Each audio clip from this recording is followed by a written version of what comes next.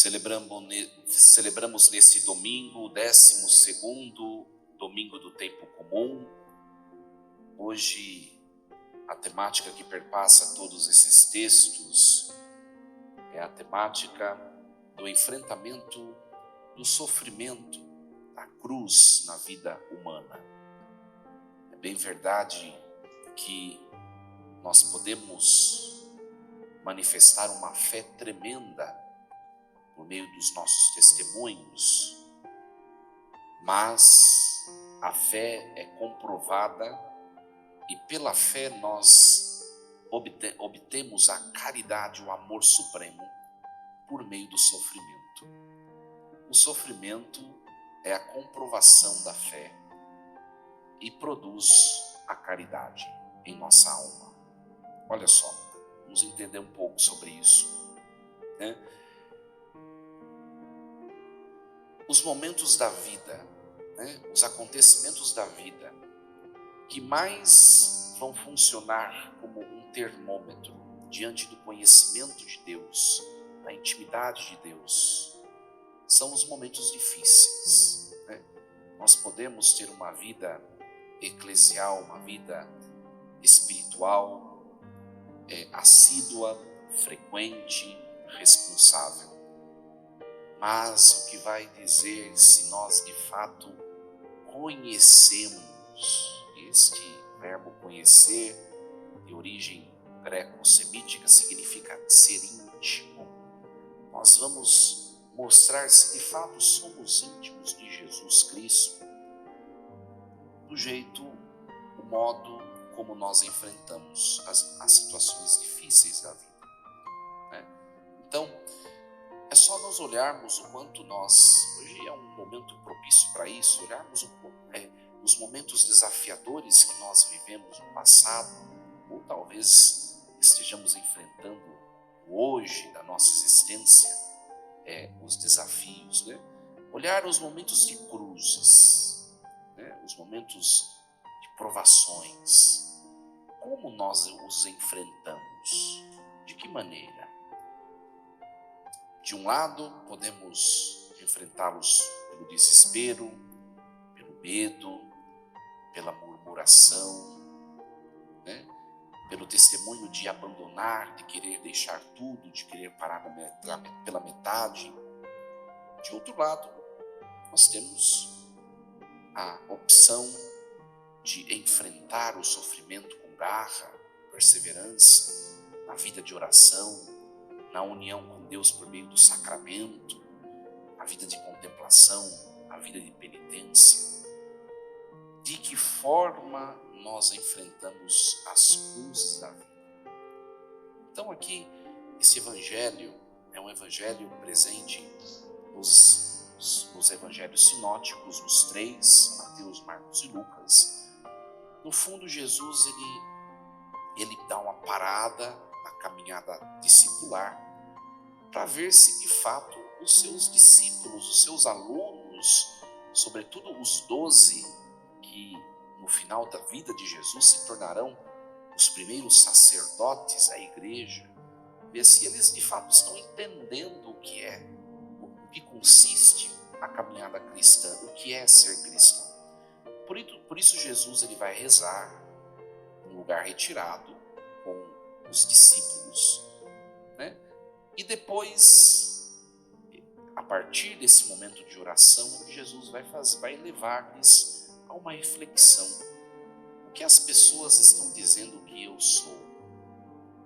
Né? Aqui é claro que tem um trocadilho grego, né? Esta conjunção ego e mi do grego é um termo atribuído somente a Deus, né? Ou seja, eu sou aquele que sou lá em Moisés, né? Só Deus pode ser chamado dessa maneira. Quem diz o povo que eu sou? Jesus está já dizendo que é Deus. E ele está no fundo perguntando para os discípulos se as pessoas que estão, sobretudo a grande multidão que está seguindo, se elas estão percebendo isso, né? E aí os discípulos respondem: Olha, tem alguns dizendo que és João Batista, outros dizendo que és Elias, outros dizendo que és algum dos profetas antigos que ressuscitou. Se nós olharmos as respostas das pessoas que estão em volta dos discípulos, de certa maneira estão tendo um certo contato com Jesus, nós percebemos que as respostas elas são boas. João Batista foi um cara muito bom em virtudes. Elias não precisa dizer, né? Também os demais profetas do Antigo Testamento, pessoas escolhidas por Deus, firmes, tudo de bom, mas não disseram efetivamente quem é Jesus, a sua essência. Um ponto de reflexão para nós, né? Para nós refletirmos hoje, se a gente perguntar para qualquer pessoa por aí hoje, se ela tem algo a dizer de Deus, se ela tem algo a dizer de Jesus Cristo, se ela tem algo a dizer sobre a Igreja Católica, nós vamos encontrar em todas elas respostas possíveis.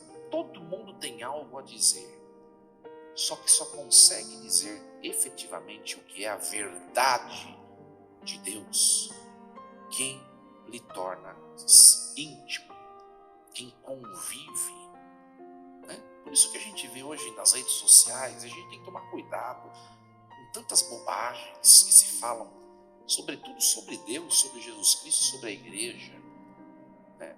Você tem alguma dúvida sobre as questões de fé, sobre a história da igreja, vai procurar numa fonte confiável, inteligente, né? Hoje a gente escuta também tantas situações, às vezes até em pregações, coisas sobre a fé. Ah, mas não sei quem disse isso. Olha, vai consultar o catecismo da Igreja Católica. Lá está a verdade, né? Se disseram alguma coisa contra aquilo, escute a igreja na sua santidade, que não erra, que não falha, né? Tantas coisas boas de Jesus falaram, eles não tinham intimidade tamanha a ponto de perceber quem ele era. E a gente vai vendo, a gente vai percebendo que até mesmo os 12 ainda não percebiam de maneira clara e evidente quem era aquele que eles estavam seguindo há algum tempo. E olha que eles já tinham deixado bens, família, campos, aquele evangelho que fala disso, já tinham deixado tantas coisas, já tinham feito tantas coisas junto de Jesus, vão responder certo por meio de Pedro. E Jesus pergunta para os discípulos: vós, quem dizeis que eu sou? Vós que estáis mais próximos de mim. E Pedro responde assertivamente: tu és o Cristo, Filho de Deus. A palavra Cristo, do grego Christos, também do hebraico Messias, né? Que é o enviado, aquele que foi esperado pelo Antigo Testamento. Pedro não errou, né? Mas Jesus ele veio fazer um complemento, né? Este Cristo, Pedro, né? Esse Cristo que vós dizeis que eu sou, de fato, sou eu, ego eimi, sou eu, mas eu sou um Cristo diferente do que vós desejais que eu seja.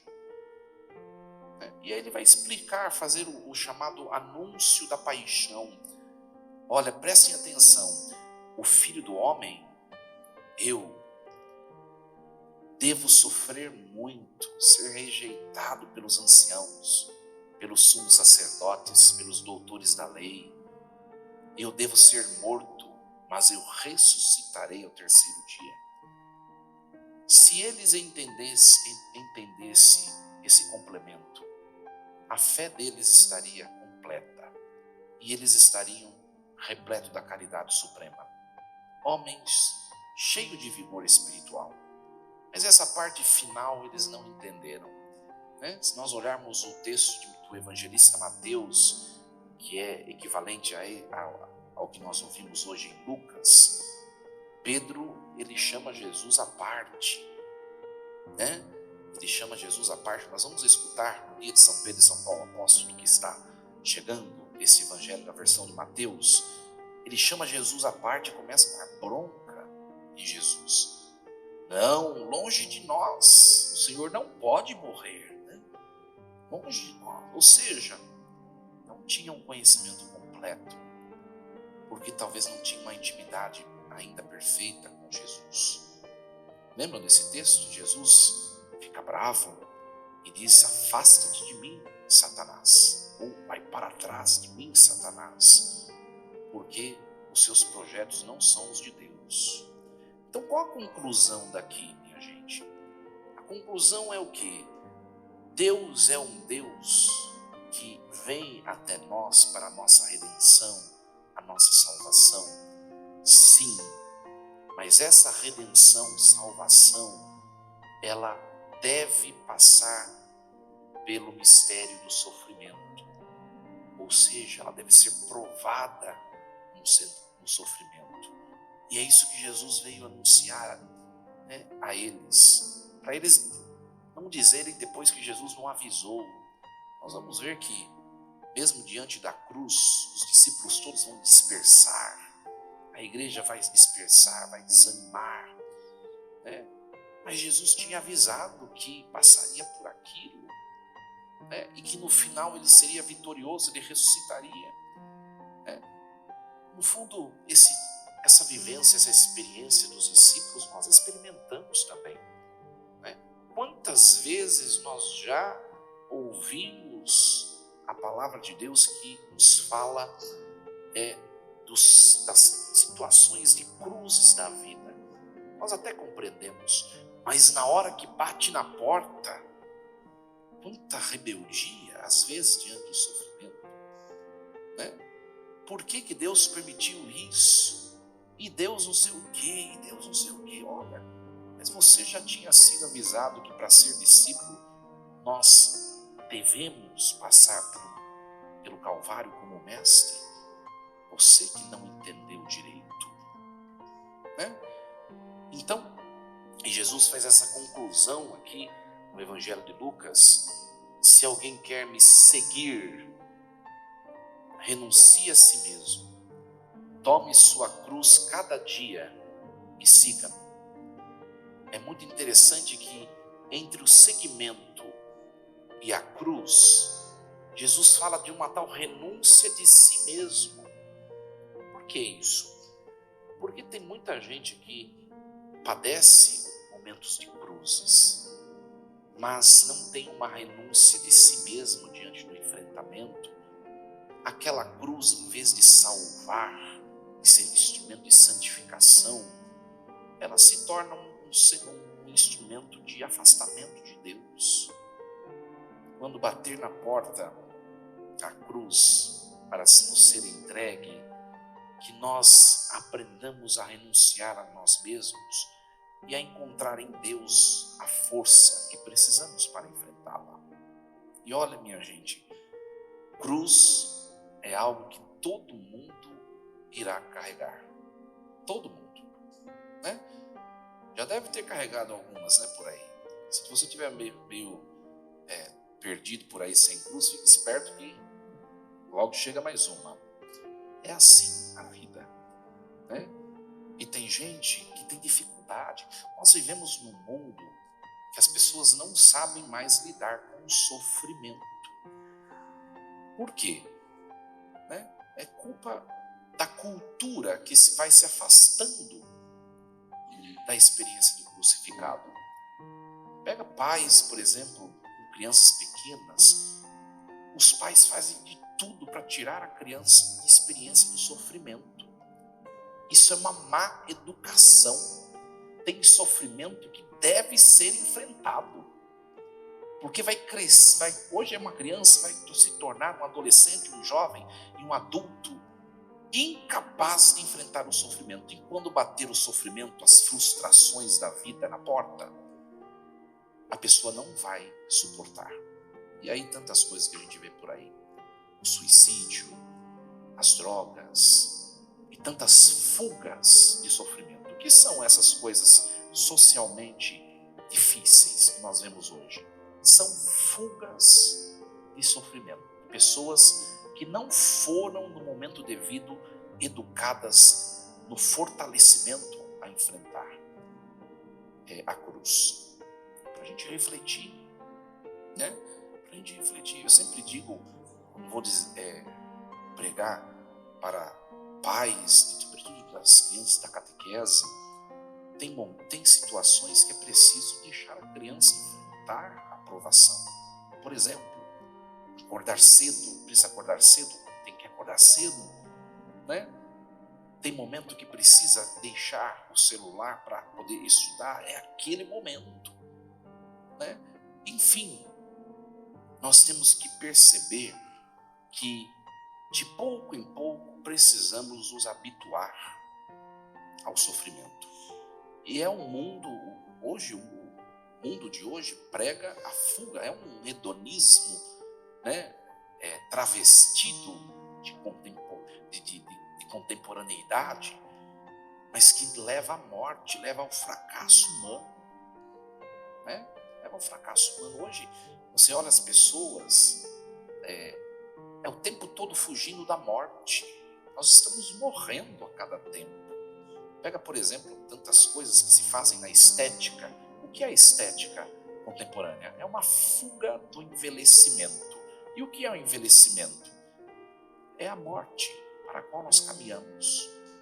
Não que isso não seja bom, mas tem que tomar cuidado, porque nós começamos a fazer isso em todas as dimensões da existência. E não podemos, né? Renuncie a si mesmo, abrace a cruz e depois me siga, diz Jesus. Hoje nós ouvimos esse texto na primeira leitura, o profeta Zacarias, que é um profeta que vai exercer o seu ministério no episódio do retorno do povo de Judá. O povo estava na escravidão e depois que a Babilônia, que foi quem os escravizou, a Babilônia enfraquece, quando o Império Persa assume o controle, eles dispensam o povo que estava escravo. Podem voltar para a casa de vocês. E esse povo volta para Jerusalém. Claro que encontram uma cidade que tinha sido destruída pela Babilônia. Inclusive aquilo que de mais importante eles tinham, que era o templo. Então deve começar ali um momento de reconstrução, né? Olha, até mesmo quando eu vou ter de correr atrás de alguma coisa que para mim é importante, não é algo bom? Mas também exige esforço e sofrimento. Tudo deve ter sofrimento, não tem jeito. Pega, por exemplo, um atleta que quer ganhar uma prova. O que ele vai ter que fazer? Muito esforço. Cuidar da alimentação, vai ter de fazer exercício de maneira muito frequente, e para isso ele vai ter que abdicar de coisas que para ele é cara, é prazerosa. É ou não é sofrimento? Né? Pega, por exemplo, quem quer viver uma vida de santidade, de caminhada em Deus, vai ter de renunciar a coisas que são tão favoráveis. Esforço, sofrimento. O povo tem e quer reconstruir o templo que tinha sido destruído. Vai sofrer para isso. Por isso que o profeta Zacarias está dizendo, claro que é Deus dizendo por ele, calma, que eu derramarei sobre a casa de Davi, sobre os habitantes de Jerusalém, o meu espírito de graça e de oração. Vocês não vão fazer sozinhos. Vai ter esforço, vai, mas o meu espírito de graça e de oração estará com vocês. Olha aqui já a revelação do Espírito em um texto do Antigo Testamento muito bonito. Ou seja, quando a situação da cruz ficar bem complicada, que nós paremos e invoquemos a presença de Deus, que é Espírito, a nos consolar, a nos fortalecer. E aqui uma frase muito interessante do profeta, é Deus falando: eu derramarei o meu espírito de graça e de oração para que eles olhem para mim. Olha que bonito isso. Por quê? Porque nós temos uma grande tentação de, no sofrimento, desviarmos o olhar de Deus. Jesus passou por essa tentação, né? Por isso, na sua humanidade, ele grita: Pai, tire esse cálice, né? Tire esse cálice, mas se ele não pode ser tirado, que eu o beba, me ajude. Ou seja, olhar para Jesus em todas as situações, nos momentos difíceis da vida, o que nós temos buscado. É muito interessante que eu já atendi, não foi só uma vez, experiências de pessoas que vão à igreja e são católicas somente quando a vida está tranquila. Quando surge situação difícil, ela vira espírita, que ela vai tomar passe, ela vai no centro de Umbanda fazer trabalho, colocar trabalho nas encruzilhadas, ela vai ler a mão, ela vai fazer esses negócios de benzedeira. Aí quando as coisas voltam para o prumo, ela volta a ser católica de novo. Não desvie o olhar de mim. Aqui está a fortaleza, sobretudo pelos momentos difíceis, em Deus, em Jesus. Por isso que São Paulo, na segunda leitura, falou hoje: confie naquilo que vocês são filhos de Deus pela fé, são revestidos de Cristo. E como que nós esquecemos os momentos de prova disso, né? Como nós esquecemos e às vezes dispersa, às vezes desanima, às vezes esmorece. Não, nós somos revestidos pelo batismo do Espírito de Cristo. Hoje peçamos a Jesus: Senhor, nos dê o dom da fé, para que esse dom produza em nós, diante dos mistérios dos sofrimentos, produza a caridade, ou seja, a força, o vigor a enfrentar a vida. Que Ele nos ajude. Assim seja.